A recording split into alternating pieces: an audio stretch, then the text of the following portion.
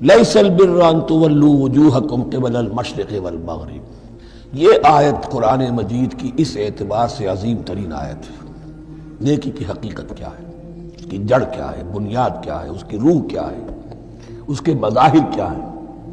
مظاہر میں اولین شے کون سی ہے، ثانین کون سی ہے، ثالثاً کون سی ہے، اور اس پر ایک پورا علم الاخلاق جو قرآن کا ایک مکمل کتاب تصنیف کی جا سکتی ہے۔ ایتھکس، قرآنک ایتھکس کے لیے یہ آیت ایک یوں سمجھیے کہ جڑ اور بنیاد ہے۔ لیکن یہ سمجھ لیں کہ یہ آیت یہاں آئی کیوں ہے۔ پس منظر میں وہی تحویل قبلہ ابھی ہے۔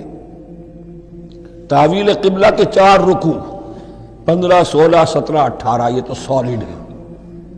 اس سے پہلے 14ویں رکوع میں آیت تھی للہ المشرق والمغرب فإنما تولوا فثم وجہ اللہ۔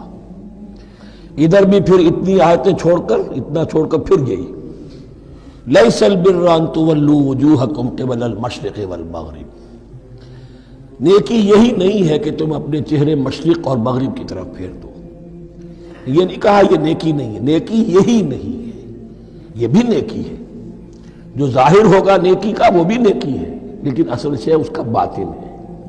باطن صحیح ہے، نیک ہے، تو حقیقت میں نیکی نیک ہے، ورنہ نہیں۔ وَلَٰكِنَّ الْبِرَّ، بلکہ نیکی تو اس کی ہے۔ اب یہاں سے شروع ہوا جو نیکی کی جڑ ہے، بنیاد ہے۔ من آمن باللہ والیوم الآخر والملائکۃ والکتاب والنبیین، سب سے پہلے ایمان، تاکہ تصحیح نیت ہو جائے۔ یہ جو ایمان لائے اللہ پر، یعنی جو نیکی کر رہا ہے صرف اللہ سے اجر کا طالب ہے، والیوم الآخر، اور قیامت کے دن پر کہ اس کا کوئی اجر دنیا میں نہیں، صرف آخرت میں مطلوب ہے۔ ورنہ آدمی سوداگری کرے، دکانداری کرے، کپڑا بیچے، کچھ اور بیچے، دین تو نہ بیچے۔ دین کا کام کر رہا ہے تو اس کے لیے سوائے اخروی نجات کے اور سوائے اللہ کی رضا کے کوئی اور شے مقصود نہ ہو۔ والملائکۃ والکتاب والنبیین، اور ایمان لایا فرشتوں پر اور کتابوں پر اور انبیاء پر۔ یہ تینوں مل کر ایک یونٹ بنتے ہیں۔ فرشتہ لایا دین، کتاب بن گئی، اور انبیاء پر آئی وہ کتاب۔ ایمان بالرسالت کا تعلق نیکی کے ساتھ یہ ہے کہ نیکی کا ایک مجسمہ تمہارے سامنے رہے، آئیڈیل، اسوہ۔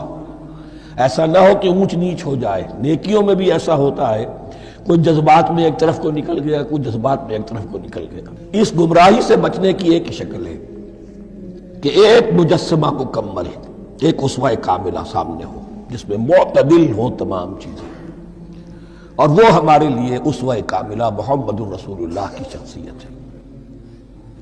نیکی کے ظاہر کے لیے ہم انہیں معیار سمجھیں گے، جو شے جتنی ان کی سیرت میں ہے اس سے زیادہ نہ ہو، اس سے کم نہ ہو۔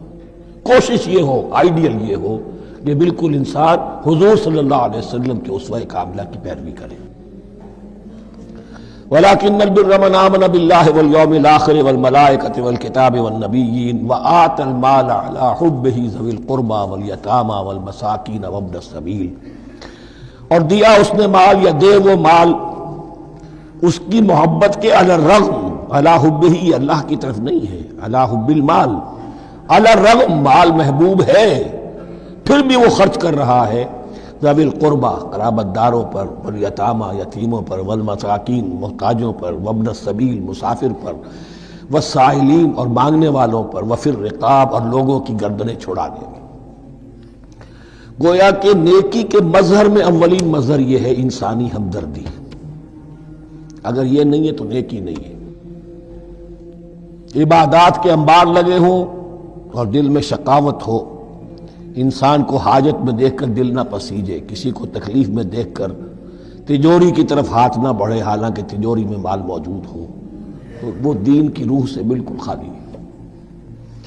یہ آپ سورہ آل عمران میں پڑھیں گے، لن تنالوا البر حتى تنفقوا مما تحبون، تم نیکی کے مقام کو پہنچ ہی نہیں سکتے جب تک کہ خرچ نہ کرو اس میں سے جو تمہیں پسند ہے۔ جس سے طبیعت گھبرا گئی، اکتا گئی، کپڑے میں جو بوسیدہ ہو گئے وہ دے دیے، حاتم طائی کی قبر کو لات مار دی، وہ نہیں، جو شے پسند ہے اگر اس میں سے نہیں دیتے تو نیکی کو پہنچ بھی نہیں سکتے، تمہیں ہوا بھی نہیں لگے گی۔ وَأَقَامَ الصَّلَاةَ وَآتَى الزَّكَاةَ، دیکھیے نماز اور زکوٰۃ اب آ رہے ہیں۔ یہ ہے حکمت دین کہ ایک ہے روح دین، وہ ہے ایمان، اور جو اس کے مظاہر ہے، مظہر اول انسانی ہمدردی، نمبر دوم ہے پھر نماز اور زکوٰۃ، اور یہاں زکوٰۃ کو علیحدہ ذکر کیا ہے، اور اس آیت کا حضور نے حوالہ دیا ان فی المال لحق سوى الزکاۃ۔ دیکھو کچھ لوگوں نے سمجھا بس ہم نے زکوٰۃ نکال دی تو حق ادا ہو گیا پورا، بڑی بے وقوفی ہے۔ مال میں حق ہے زکوٰۃ کے سوا بھی، اور اب آپ نے یہ آیت پڑھی، دیکھو اس آیت میں کیا ہے، زکوٰۃ کا تذکرہ بعد میں ہو رہا ہے، وَآتَى الْمَالَ عَلَىٰ حُبِّهِ ذَوِي الْقُرْبَىٰ وَالْيَتَامَىٰ وَالْمَسَاكِينَ وَابْنَ السَّبِيلِ وَالسَّائِلِينَ وَفِي الرِّقَابِ وَأَقَامَ الصَّلَاةَ وَآتَى الزَّكَاةَ۔ اس کی کیا حکمت ہے کہ ایمان کو تر و تازہ رکھنے کے لیے نماز ہے، اقم الصلاۃ لذکری، اور انسانی ہمدردی میں مال خرچ کرنے کے جذبے کو پروان چڑھانے کے لیے برقرار رکھنے کے لیے زکوٰۃ ہے۔ اتنا تو دو نا کم سے کم، بوتل کا منہ تو کھلے، کارک تو نکلے اس کا، اگر بوتل کا کارک نکل جائے گا تو شاید اس میں سے کچھ شربت اور بھی نکل آئے، تو زکوٰۃ ہے تو کارک کے مانند 2.5% ہے، کیا ہے، لیکن یہ کہ اس سے پھر کچھ اور بھی نکلے گا۔ جو زکوٰۃ بھی نہیں دیتا اس نے کیا کرنا۔ وَالْمُوفُونَ بِعَهْدِهِمْ إِذَا عَاهَدُوا، اور وہ کہ جو اپنے عہد کو پورا کرنے والے ہیں جب کوئی عہد کر لیں۔ سب سے بڑا عہد اللہ سے کیا، لست بربکم قالوا بلا، پھر عہد شریعت کا ہے کہ جو ہم نے کیا اللہ کے ساتھ، پھر آپس میں جو بھی معاہدے ہو جائیں، اور معاملات انسانی سارے کے سارے معاہدات کی شکل میں۔ شوہر اور بیوی کا معاملہ بھی ایک معاہدہ ہے، marriage is a social contract. شوہر کی ذمہ داریاں ہیں، اس کے فرائض ہیں، بیوی کی ذمہ داریاں اس کے فرائض ہیں، شوہر کے حقوق ہیں، بیوی کے حقوق ہیں، پھر جو بھی امپلائر امپلائی ریلیشن شپ ہے معاہدہ ہے، کانٹریکٹ ہے۔ جو ہمارا آپ کا پولیٹیکل سسٹم ہے وہ بھی معاہدوں کے اوپر مبنی ہے، بڑا بزنس جو ہے وہ کانٹریکٹ میں چلتا ہے۔ تو اگر ایک چیز پیدا ہو جائے کہ جو عہد کر لیا ہے اسے پورا کرنا ہے، تو ساری اسٹریم لائننگ ہو جائے گی تمام معاملات کی۔ وَالْمُوفُونَ بِعَهْدِهِمْ إِذَا عَاهَدُوا وَالصَّابِرِينَ فِي الْبَأْسَاءِ وَالضَّرَّاءِ وَحِينَ الْبَأْسِ، اور خاص طور پر صبر کرنے والے فقر و فاقہ میں، جنگ کی حالت میں اور تکلیف میں۔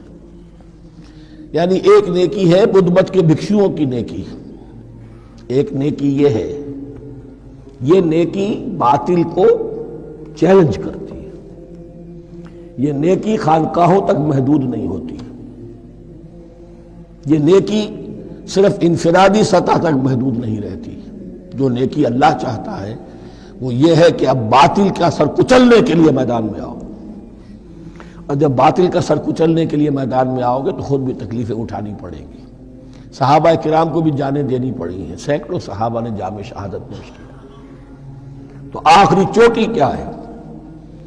گویا کہ سمم بونم جس کو کہتے ہیں ایتھکس کے اندر، کہ اس نظریہ اخلاق میں سب سے اونچی منزل کون سی ہے، وہ سمم بونم جو ہے اسلام کا، وَالصَّابِرِينَ فِي الْبَأْسَاءِ وَالضَّرَّاءِ وَحِينَ الْبَأْسِ وَلَا تَقُولُوا لِمَنْ يُقْتَلُ فِي سَبِيلِ اللَّهِ أَمْوَاتٌ بَلْ أَحْيَاءٌ وَلَكِنْ لَا تَشْعُرُونَ۔ وہ آیت یاد کر لیجیے، اولئک الذین صدقوا، یہ ہیں لوگ جو سچے ہیں، دعوت و نیکوکاری کا بہت شوق ہے، یہ ہیں وہ لوگ جو سچے ہیں، وَأُولَئِكَ هُمُ الْمُتَّقُونَ، اور یہی حقیقت میں متقی ہیں۔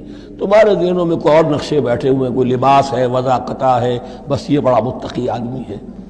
تقوی اس کا نام ہے، یعنی یہ پوری انسانی شخصیت کا ایک ہیولہ ہے، ایک پوری انسانیت کا ایک فرد کا نقشہ کھینچ دیا گیا کیریکٹر کا، جس کے اندر روح ایمان اور خارج میں اس ترتیب کے ساتھ دین کی یہ تقاضے اور نیکی کے یہ مظاہر موجود ہیں۔